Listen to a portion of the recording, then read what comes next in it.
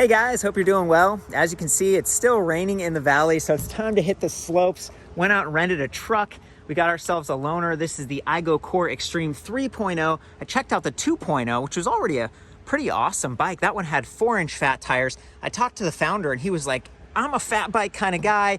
We upgraded this to 4.5 so you get more float, a little bit more traction. Look at the knobs on this thing, it's massive.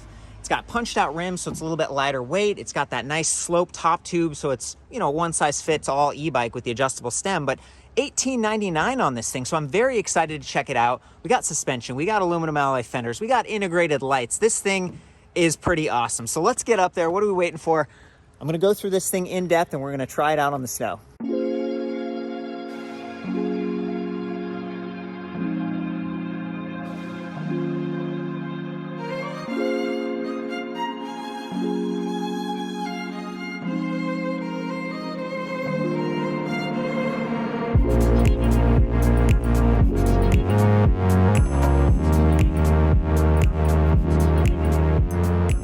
Well guys, we made it. We're basically in electric fat bike heaven here. We got snow. It's actually packed down a little bit here. Still kind of soft, right? And I've been riding through all this, just trying to find a quiet, beautiful place to talk about the bike. I mean, this bike is very impressive. I already mentioned the price, $18.99, $23.99 Canadian. It's pretty good price point, in my opinion, when you really dig into it and you talk about some of the features and stuff. It does only come in one size, but we got this lower kind of standover height here with the sloped top tube. This is a hydroformed custom made frame. Okay, they custom designed this, and the founder, of course, it's like, oh, we made this to be a bike first and then we added electric, but it's actually significantly different than the Core Extreme 2.0 that I looked at before. It's not just the tire size and the integrated battery that's different. This is still a 48 volt, 13 amp hour battery, 624 watt hours. Pretty good. Same motor. So this is an iGO branded Bafang planetary geared hub motor in the rear. 80 newton meters of torque. That's a lot. That's like higher than average for a hub motor. And I ask, it's like, is that at the motor? Is it at the wheel? Because when you have a larger wheel diameter like this, you're not getting the same mechanical advantage. We do have these heavier tires, 4.5. That's the width here. And then the diameter is 26. But one thing they've done is they punched out the rims. So that reduces the weight and it makes it easier for the motor to turn the wheel. So they're doing everything they can. Of course, we've got this awesome rack. It supports up to 55 pounds, 25 kilograms on the back, and it's got some nice tubing here. There looks like 2 pannier hangers with standard gauge tubing, a triple bungee right here. It's got the integrated light, and I'm told this was kind of like a rushed order so that I could do this review and see how the rack isn't quite flat. The final build will have a flat rack, which is nice to hear. They've got the attention to detail going on. The fenders, these are slightly wider than before. So they've added a bit of coverage to sort of support the wider tires. And that's nice. These are aluminum alloy, not steel. So you're not going to end up with rust being a problem. And that's important when you're out in the snow. Oh, we got some yellow snow right there. Can you believe it? Don't eat the yellow snow. You don't want the rust either. So everything on this is designed to be kind of stainless or rust resistant when and where possible. The way that the front fender is attached down here, not my favorite. They've just got this kind of clasp around the lowers on the suspension fork, but that's kind of maybe your only option, really limited in terms of suspension forks, especially at the price point here. So this has 80 millimeters of travel. It's got the extra wide spacing here for a fat tire bike like this. There's no through axle. It's not like a 15 millimeter through axle. It's just a 9 millimeter quick release skewer. But quick release is kind of nice if you don't have a truck like I rented to get up here. It's like, how do you get this thing in your car? It's huge. It took up the whole bed of the truck. If you were trying to do 2 of these, you definitely have to hang the front wheel over and kind of turn. You see that a lot with people going mountain biking. So those are some more considerations here. It's like, how do you transport this thing? And I guess quick release is good in that respect. In the rear, we just have the slotted 12 millimeter threaded axle with like the torque washer and stuff. Pretty standard when you look at a lot of fat tire bikes like this. 175 millimeter hub spacing, so they do have room for that 8-speed, 11 to 34 tooth cassette, and it's not a freewheel. And this is nickel plated, so it's rust resistant as well. 8 speeds and that kind of range, 11 to 34. So you've got a big spread. Having a larger sprocket is going to make it easier to get started. They also made the front chainring a little bit smaller, going from the 2.0 to the 3.0, and they've got a narrow wide tooth chainring. So steel, but narrow wide. When I first saw this, I was like, bummer, it doesn't have the guide. We just got an aluminum alloy bash guard on one side. The guide would keep that chain from bouncing off, but that's exactly what the narrow wide teeth are designed to do as well. So they were thinking about that. You're not going to lose the chain, even if you lay it down sideways in your truck. And then we've got these nice aluminum alloy well-go pedals, not going to rust, gives you pretty good traction just straight away. I'm using these like snow boots with big tread, and I'm not having a problem, but you know, they make my foot a little bit wider, and I want that extra surface area, so I'm not going to slide around.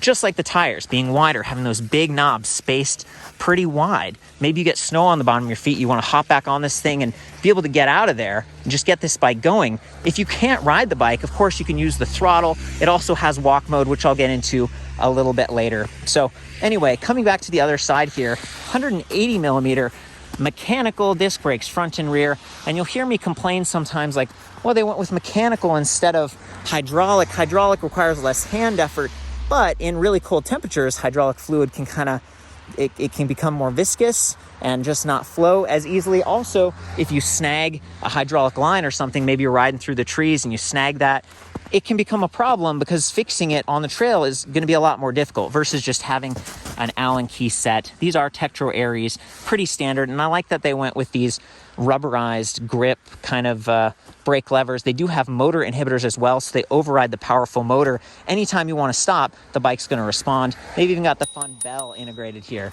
You might notice the grips, they're pretty basic. They're not locking, but that's because this is kind of like not quite the final build. The final one will have locking grips. It will also have a plastic sticker slap guard, which I care about. I don't want the frame all nicked up. I mean, look at the paint job on this. It's beautiful. They've got this like semi-matte gray with some black accents. And of course, black, that's kind of your only option sometimes when it comes to getting these more affordable fenders and, you know, kind of a default suspension fork. This is not air fork. It's got a lockout, not a whole lot of compression adjust, but it does have preload.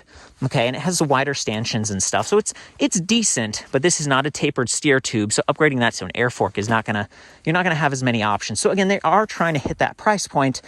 And when I look at this bike, I just think they did a good job of making it look great. No, the orange doesn't quite match, but the matte black right here with the fenders, the handlebar and everything, even down here with the bash guard, they've got these name brand Pro Wheel Zephyr cranks, 170 millimeters. So you're getting standard, just pedaling feels really comfortable on this. Black everywhere else. So the black with the gray with these little highlights of like a metallic glossy red. I mean, it's just fantastic. It looks like it should be a lot more expensive, and it's getting a lot of attention up here, like parked on the side of the road trying to find a place, and everyone's like, whoa, awesome, where are you going? Like, that's sweet.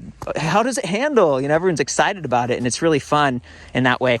I love that they squeezed in the bottle cage bosses down here, whether you actually use those for fluids or maybe a folding lock or something that you could use just at a quick stop at the lodge.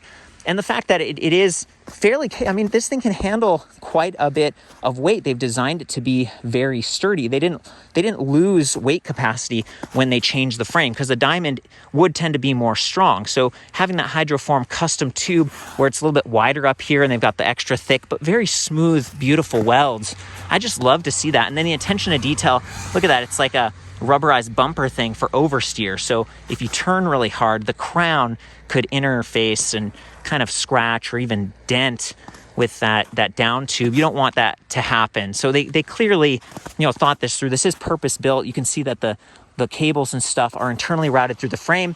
We have press fit up here, and then they have this like control center, electronic control center thing down here that's custom on a lot of their core series bikes. At first glance, you're like, oh, is that a mid-drive? But no, it's a hub motor driven bike, which is kind of nice because if you break the train or something like that, you still have power. Now this is more affordable. It's just simpler than having a mid-drive. You don't have to have shift detection and stuff. It's not quite as powerful. You're not getting quite as much torque potential because it's not leveraging the gears. The human-powered drivetrain is just completely separate from the electronic. So you can limp home with that. But what they've done down here is they've designed this to be very easy to open. Again, kind of press fit, highly water resistant, but press fit interface for all the different control systems and electronics, including lights and stuff. So if there is a problem, you're going to be able to service it. Same thing back with those brakes here. So a lot of attention to detail on this bike, and they've gotten all the other kind of basic things right, in my opinion. 40 millimeter spacing on this kickstand mounting. Hey guys, pretty awesome, huh? Awesome. Sweet. Super friendly around here. So yeah, having the kickstand be out of the way for that left crank and then also the pedal, so you can pedal backwards, you're not getting pedal lock, little things like that. But you know, again, back to this like controller box, they custom designed that, you know, again, for such an affordable electric bike. This one's really been winning me over, and it is a little bit more suited to either a heavier rider with those bigger tires or softer terrain like this. You know, there are lots of other fat tire bikes that are just the 4 inches, or even some now that are like 3 inches, and it's sort of this like, well, you get stability, but it's a little lighter and it's a little more efficient. This is not super efficient. I mean, you can raise the tire pressure up to 30 PSI. The range is 5 to 30, by the way. I'm way down by 5 right now because I don't weigh a lot and I want to float through this like soft, whether it's loamy or sandy or snowy terrain. Even though this is packed, the bike can actually go off-road a little bit there and can navigate pretty well. I'm not just like getting into a groove and sinking and completely losing control. The bike controls well. So anyway, good decisions there. I asked about the Neko headset here and the adjustable angle stem. This is nice because this is a, you know, one size fits all kind of bike, and the reach is a little bit shorter than the old version. They said they tried to make it a little bit more upright, give you that commanding position. It's all kind of marketing terminology, but for me, I'm 5'9". The bike feels pretty good. I have extended the seat post quite high. They've got a 350 millimeter length, 30.4 millimeter diameter instead of 27.2. So it's a little bit thicker, a little bit more robust. You're going to have plenty of options with suspension seat posts or even dropper posts if you want an aftermarket build. So that was nice. And then look at where this is positioned. You can drop that all the way down without colliding with the rack. So again, if you want the rack, you got your cargo and you're kind of doing some bike packing, or you got your extra heavy gear for if it gets really cold, you know, you take off your jacket, you've got somewhere to stow it. You're going to be able to do that, but still have this seat in the correct position for your body height. If you're someone who's really tall, this could start to feel, it could, you know, it's like a medium large. This is not a large frame, but with that kind of adjustable stem, you can raise a little bit or stick it way out, be more aggressive, and the longer seat post. So again, I'm trying to help you navigate this and see if it's the right thing for you. I think the first question is like, what's your budget? And then, you know, do you actually want an off-road ready fat tire bike like this, or do you want to get something that's a little bit more like an SUV for getting around town? This is definitely more off-road capable. The suspension fork for me is just one of the kind of trade-offs. It's a spring fork. It's not as heavy duty, not having a whole lot of, like, look at this. If we come down here to the clicker, it's like locked, unlocked, right? It's not like compression adjust. And I have the preload dialed up. I'm twisting to the right. I'm preloading that spring, but there's still kind of a bouncy. There's not like a rebound adjustment going on. It's just not as nice as they got higher end full suspension mountain bikes that I check out. And I guess that's okay. It's just about giving you some comfort on your wrists and stuff. It still steers all right. And you can always lock that out if you're getting bobbing or it's just not performing the way that you want it to. While we're talking about some of the hardware, I'm going to turn the display on right here. There's a button on the bottom. And you might notice that there is a USB charging port just to the right of the display. That is new and very welcome. Maybe you have your phone out for GPS or additional like higher powered lights or something. This is like a 50 lumen headlight, and to activate that, I'm just going to hold the plus button for a couple seconds. You can see the backlighting on the display, and then we've got this awesome headlight with side cutouts, the branding on top, which to me, you could always put like some electrical tape there if it's distracting, and then an aimable light. It's decent, you know, it's pretty good in terms of visibility. I don't know if it's really going to light the trail super well, so just kind of keep that in mind. And there are no reflective sidewall stripes on these tires or anything, and it's a darker bike, so having those side cutouts on the lights and then 2 LEDs in this rear light, to me that's that's a win, you know, safety wise. I'm always thinking about that. And even just a little bit of branding here on these Kenda Juggernaut tires. 12 gauge spokes in the rear to be extra strong, and then up front 13 gauge, a little bit lighter weight, maybe a little bit more flexible. And yeah, at the end of the day, this thing weighs about 73.8 pounds or something. So we're getting close to 74 pounds, roughly 7 pounds on the battery, and 9.5 pounds on the motor. The weight is distributed fairly evenly across the frame. I was able to load this in the truck on my own, just kind of grab the right brake and then tip the bike up like this using that back wheel as a pivot, and then just kind of walk it up and then lift the rear into the truck. I did just fine. So even though it weighs a lot, I had the battery in because I just didn't want that to get wet and roll all around. But you could take that out to reduce this by 7 pounds and then start removing other accessories. While we're looking at the battery, I love that they put the charging port on the right side of the bike, the drivetrain side, and high up, along with the key locking core right there. Do you see that? So a lot of times, for whatever reason, especially on like Bosch bikes and stuff, the locking core and the charging points will be down low, like they'll be right there by the crank arm, and that's just, it requires you to lean down. Or what if the bike tips over? You always want it to tip to the non-drivetrain side. You don't want to bend those disc brake rotors, but you know, really this is the side of the bike that's the most sensitive. So to have these interfaces so conveniently located, just very nice. It's another really thoughtful touch from this company. And then while we're on the topic, this is a 2 amp 54.6 volt MDA, pretty standard charger. It's like 1.5 pounds, maybe 1.8 pounds. It's nothing like too special, but it's light, it's small, it's going to kind of get the job done, and it sort of fits into that like value price point. I think they've also designed this to be pretty affordable when it comes to battery replacement. There's a little LED light here that, you know, red, green, blue for how full it is. It's giving you some feedback. It does not turn the bike on from over there. I think I'm going to actually try to unlock this real quick and show you guys what that battery looks like. So just insert the key here, twist, battery pops up. There's a little ridge right here to grab it. That's actually pretty easy. No handle or anything, but again, about 7 pounds. Yeah, 624 watt hours. iGO has been around since like 2006. They're one of the early companies in the space, and they've earned my respect in so many ways. Like some of their earlier bikes they were a little wonky or just kind of basic, but then they really got the hang of it, and now you know, they actually sell through dealers, some of the models, and then they sell some of the more affordable models like the Core Series direct online. This one does not have a smartphone app like some of the fancier ones, but I actually really like the display. So let's jump into that next. Got the power button here at the bottom. Hold it for a couple seconds. Comes to life fairly quickly.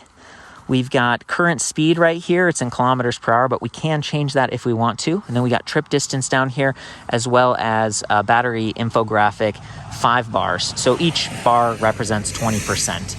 It'd be nice if there were 10 bars or maybe an actual percentage, so you don't get stuck with like a 74-pound bike and no support on the way home. So if I was going on rides, I'd like always try to go uphill on the way out and then downhill on the way back. So anyway, power button down here. And then there's this little button right here. It's got the shoe. It's kind of like a walk mode, I guess, but it also changes the readouts. So we've got average speed, max speed, and then down here, trip distance, odometer, and trip timer.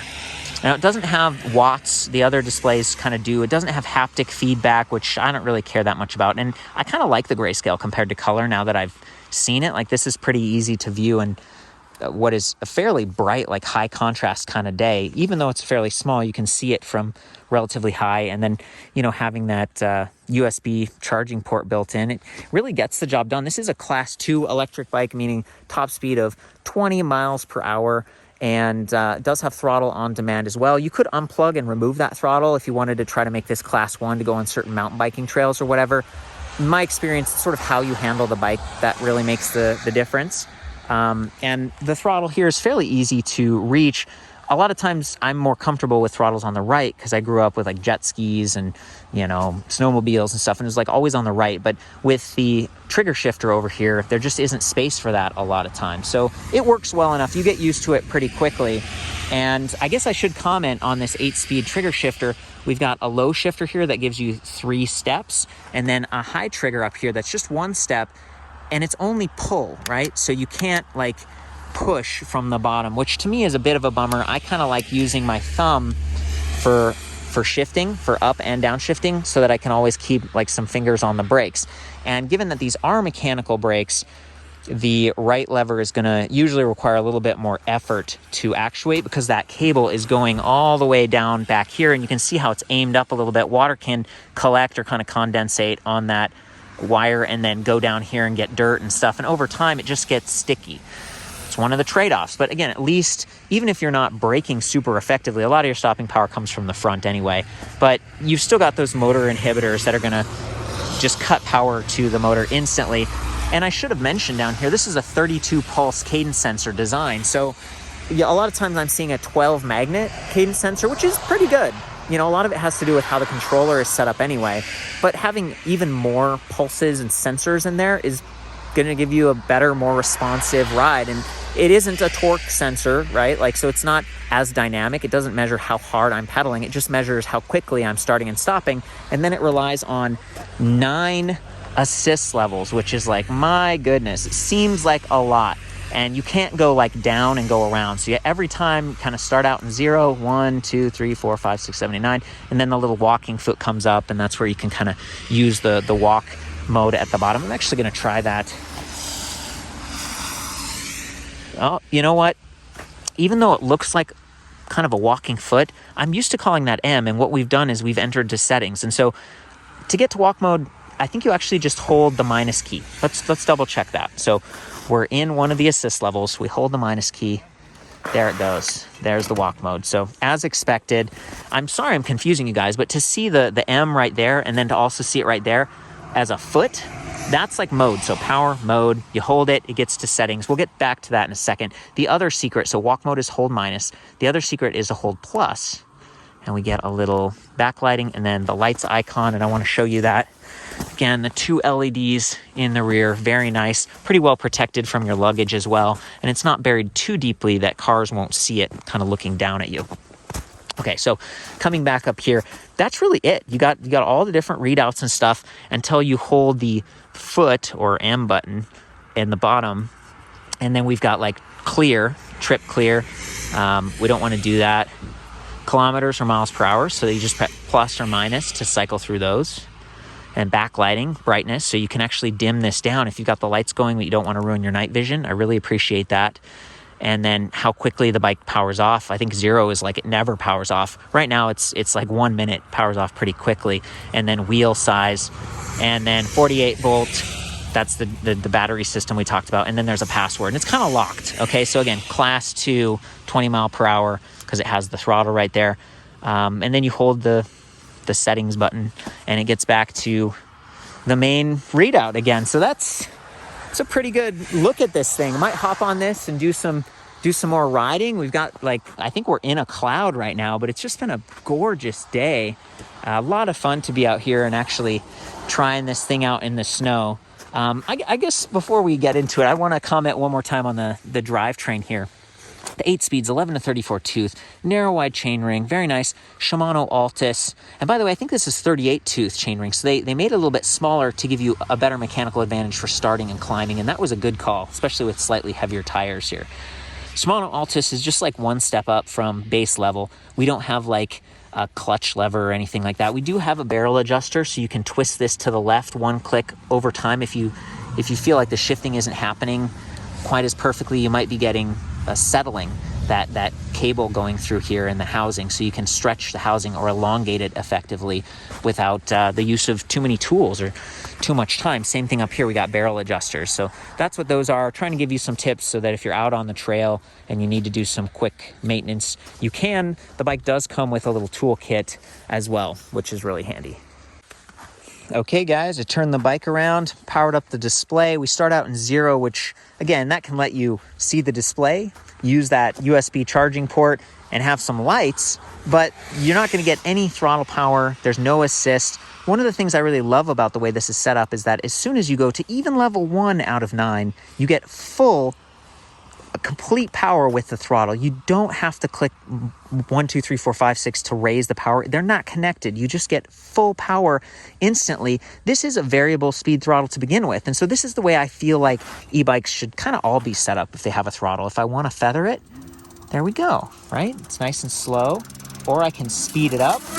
Oh yeah. Send some of that snow flying off the rear wheel. There we go. I don't want to track this place up too much, ruin the trail. But to me, that's great because a lot of times I'll use a lower level of assist to actually get a workout or just to conserve battery.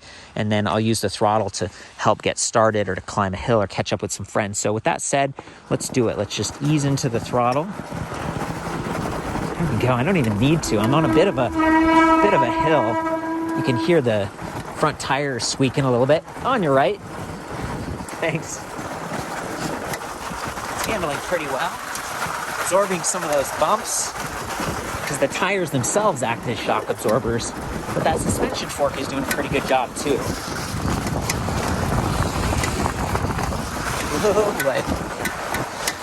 One-handed is always a bit precarious. Now I'm going through some choppy stuff here. I'm gonna go through the really choppy stuff. Oh yeah. And then use the throttle. Look at that. Just blasting right through. For me right now, the challenge is just to stay upright, given that I'm steering with one hand and filming with the other. But the fact that I can do this effectively, I think that's a testament to the stability of this bike and the geometry giving me a little bit more upright. Like I have room to steer without really having to bend forward and becoming much more aggressive, like a competitive racing mountain bike or something. It's much more comfortable. I don't even have the stem raised all the way. So what I might do now is turn the bike around. I keep hitting my shoe on that rack because I'm used to swinging over. It might be better just to kind of tip the bike towards you and step over or away from you.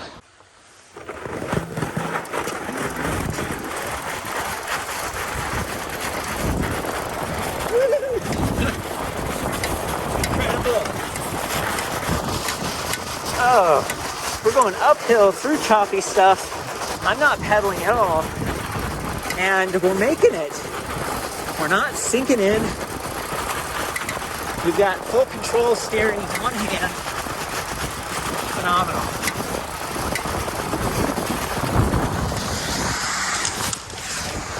Wow. Yeah, color me impressed. Super quiet too, so if you're looking for wildlife, you're gonna be able to do that. Not disturb nature.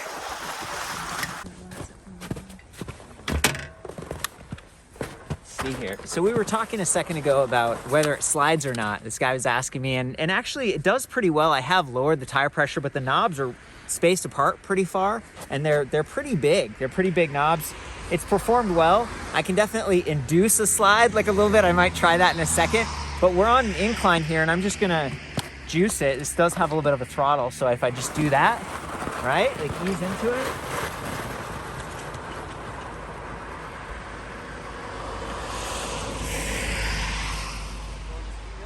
Yeah, not quite. Maybe. Gonna work my way up. Oh. So I can kind of tail whip a little bit. No stoppies though, right? Just sliding out on the front. Yeah, it's pretty good. Do you have any interest? Do you want to try this thing? I'm more than happy to. I'm okay right now. He's got the snowshoes on. Yeah, I got the snowshoes on. Well, I'll try not to block the path here, but yeah, thank you very much. I really appreciate you. Yeah, no worries. Doing that. Have a great day, you guys. Yeah, Are cool. you? I can include this part too, waving, or I can cut you out. Are you? I don't care. It's fine with me. Thanks, you guys. Merry Have a great Christmas. day. Yeah, Merry Christmas. Rock on.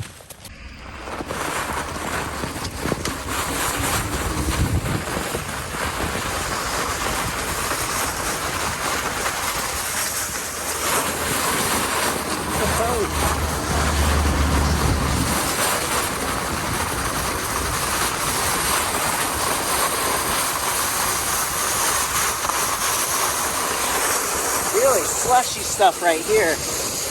You get to lower the tire pressure even more.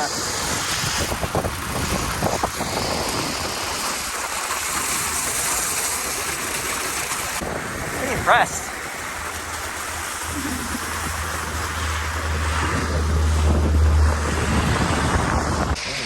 Yeah, so what's your name, man? Scott. Scott, you said you've ridden a touring bike across Canada, but never a fat bike. Never. Are you excited? You commented on this. You're like walking with your friends. You got your dog and everything. Well, I was like, whoa, this guy's motoring up the hill through the snow somehow. Yeah. I don't know. It's cool to see. Fantastic. Yeah. Well, basically the way it works, you've got pedal assist. So as soon as you start pedaling, the motor's going to kick in. Great. You're in the highest power right here. You can do minus and lower it. Okay. Or you can just feather it with the throttle, and it's going to give you a little bit of power. Feel free to just wander I'm gonna around. take off these gloves so I can.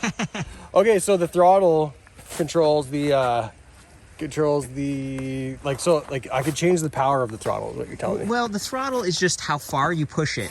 Okay. Pedal assist is when you pedal it notices, oh, he's pedaling, let's give him some juice. Okay. So you can ride it two different ways. Maybe ease into it. Have you ever ridden like motorcycles or jet skis? Yeah. Yeah, so just use the throttle a little bit, but then when you pedal, the motor will also help. Okay. Cool. I'm gonna try going down there and I'll turn around. Good luck, man. See how that goes. Got a big smile. Yeah. Anything crazy is good for him. Yeah. Well, he's checking out the sliding. Yeah, that's great. He looks like a guy who knows how to ride. I saw you swerving a little bit. Yeah, I was trying it out. Oh man, yeah, this thing does have some juice. Oh yeah.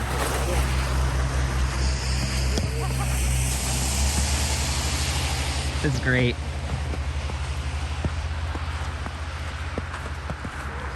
Thanks for spending some time. I hope you guys aren't too cold. No, not at all.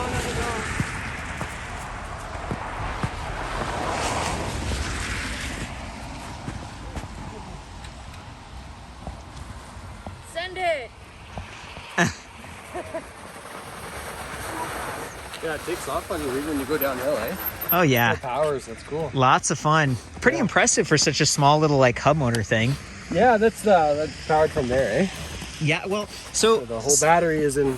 battery's right there, so they've done like a pretty good weight distribution, I think, and yeah, it's good. Do you have any questions or any other feedback? No, I guess I would just be wondering like how long that battery lasts for. Yeah, I'm guessing like I'm kind of working in miles here. That's the specs they gave, and it's like maybe 25 to 45 miles depending. Like we're in snow, tires are low pressure. Yeah. And Pretty- then did you come from the bottom of the mountain or did you park? I've stopped kind of a couple places on the way up, and then I found this area, and I was like, okay, yeah, this is good. Yeah. So, I mean, it would be fun, yeah, for sure. sweet. Thank you so much. Good for like packing stuff too if you needed to put anything on the back, like I don't know. Do some bike packing or something. Yeah, for sure. Just awesome, you guys. I've had a blast covering this bike, going on a little adventure with you. I hope you're having a happy holiday season. I love you lots. And of course, I've got all the specs and everything that I hand measure back at ElectricBikeReview.com, along with the Core Extreme 2.0 if you want to compare them back to back. I don't think they're selling that one anymore. They've completely migrated to this one. They started with just the Core Extreme. So we're kind of on our third iteration, and just to see it overhauled the way that it has been, again, I can't get over the price point. $18.99 USD, $23.99 Canadian. It's great. So yeah, I'll have that back at the site. I welcome your comments and feedback. I'm trying to cover bikes that I'm genuinely excited about and do a really good job. But I also like to see your reviews or third-party reviews. You know, if there's a bike you want to see, comment on it. Meet me in the forums. Chat with other people. Get their real insights of ownership, because this is basically a brand new bike. I haven't ridden it that much, but from what I can tell, I mean, it's working great. There's the headlight, by the way. Yeah. So there you go, guys. We'll see you on the next one.